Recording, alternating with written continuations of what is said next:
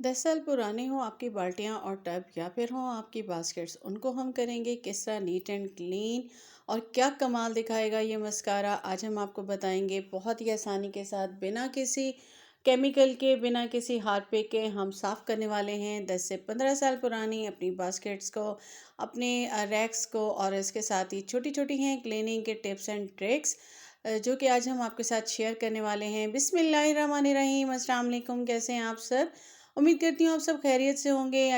Start करते हैं अपनी वीडियो को छोटी छोटी टिप से। टिप नंबर 1 है, यहाँ पे मैंने पानी गर्म कर लिया था और उसके अंदर मैंने डाल दिए थे 2 टेबलस्पून सर्फ, और उसके साथ ही मैंने इसमें 2 टेबलस्पून डाला है बेकिंग सोडा। इसको मैंने अच्छे से बॉईल कर लिया और उसके बाद यहाँ पे मेरे पास 15 साल पुराना मेरा है ये रैक, 3 टायर रैक था, और ये मैंने जब शिफ्टिंग की तो उस वक्त से बंद पड़ा था। इसकी कंडीशन आप देख सकते हैं, मैंने इसको जो है इसमें डिप कर दिया था। और जब मैंने इसको 1 घंटे का मैंने भिगो देना है, 1 घंटे के बाद जब मैंने इसको निकाला तो ये थोड़ा थोड़ा जो है ये इसमें से एक में तो बिल्कुल ही हट गया था, और जिसमें बहुत ज़्यादा लगा हुआ था वो इसमें जो है वो नरम पड़ गया। अब मैंने ले लेना है स्पंज और उसके साथ ले लेनी है जाली, और बिल्कुल स्पंजेस और जाली आपने वो यूज़ करने हैं जो अब के बेकार हो चुके हों, तो आप उनको इस काम में यूज़ करें। तो मैंने इसको क्लीन कर लिया और आप देख सकते हैं इसकी कंडीशन। आ जाते हैं सेकंड टिप की तरफ। तो यहाँ पे हमारे पास है टब, और ये है हमारा मग जो कि यूज़ होता है हमारे वॉशरूम वगैरह में। और बाल्टियाँ, इनको मैं नीट एंड क्लीन करूँगी। इनकी कंडीशन आपने देख ली है, यही गर्म पानी है। इसमें मैंने एक देगची भर के गर्म पानी और डाल दिया था ताकि ये जो थोड़ा सा ठंडा हो गया था तो वो नॉर्मल हो जाए।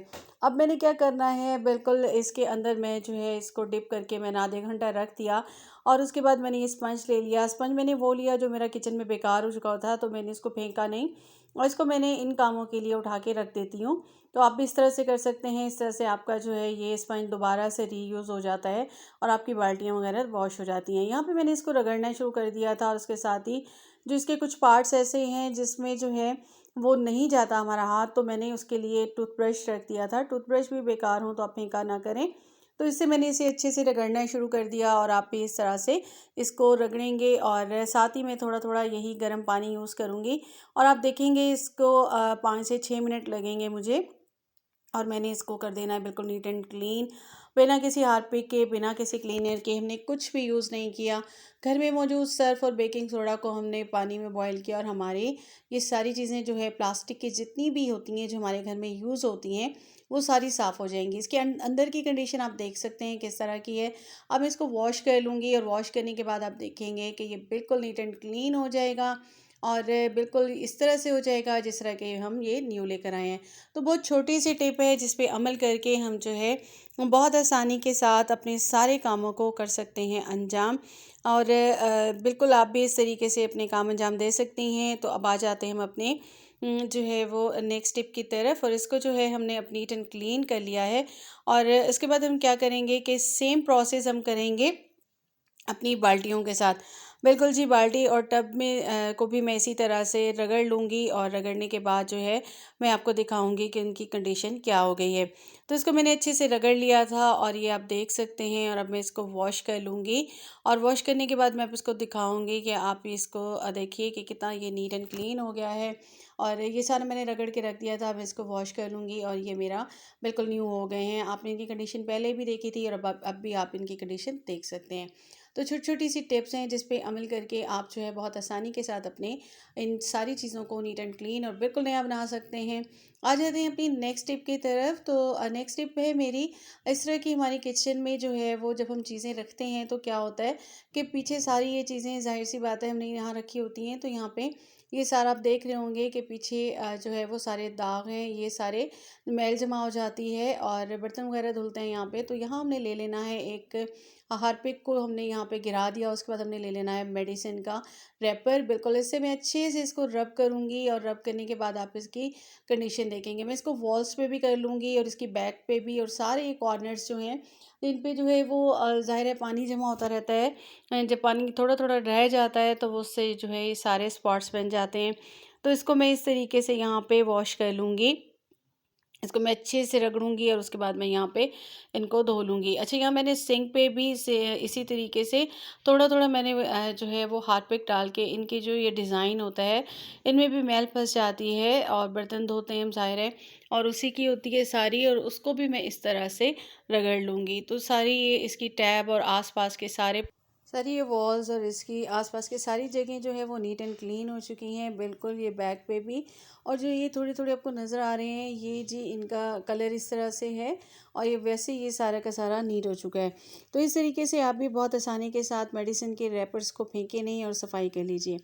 आ जाते हैं नेक्स्ट टिप की तरफ। तो यहाँ पे जी हम यहाँ हमारी ये चीज़ें होती हैं जो कि क्लीनिंग टूल्स होते हैं, और ये जब यहाँ पे पड़े हुए होते हैं तो क्या होता है कि इससे काफ़ी जो है वो मैस क्रिएट होता है कि ये आसपास बहुत ज़्यादा बिखरे हुए होते हैं। तो ये मैंने जो बास्केट साफ़ की थी, मैं इसको रीयूज़ कर रही हूँ यहाँ पे, और इस रैक को मैं ये रीयूज़ करूँगी। यहाँ पे मैं अपने सारे टूल्स को यहाँ पे अरेंज कर दूँगी।